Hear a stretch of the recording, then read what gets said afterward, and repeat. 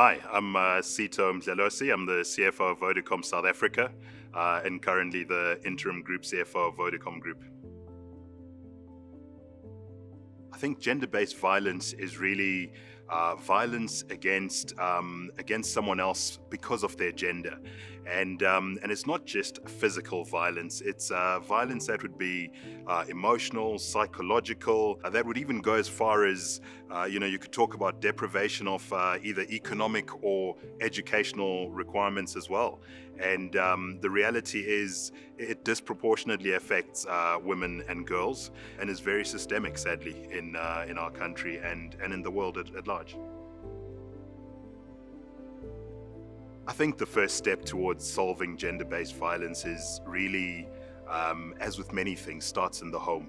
I think it starts with personal ownership, and I think it starts with what we teach our children. I've recently been so moved by the topic of gender-based violence that as I've done my reading, I've picked up a book. I have two boys who are 10 and 8, and I picked up a book called Raising Boys Who Respect Girls.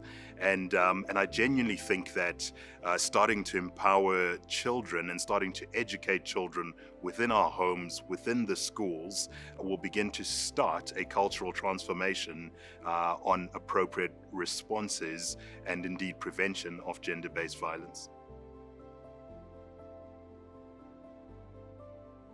I think taking accountability is a really critical part of starting to address this. I'm accountable for the words that I say. I'm accountable for the people that I influence around me. And so I think taking accountability primarily, firstly, as men, in terms of what we say and how we treat people around us, including women and including our children and our sons and our daughters, what we teach them is absolutely crucial. Be the light means you have the power to influence people around you. We all have people we interact with, we influence people who look up to us. And I think be the light for me is about not just standing by and letting this pass you by. I think we all have a unique contribution, a unique stand that we can take against this, whether it's in our social circles, at work, what we say. I think be the light for me means don't stand by and let this pass you by. I think it's something that we'll look back on, our children will look back on, and if we don't deal with this, it will be a sad readout for our generation that we weren't able to change the tide on gender-based violence.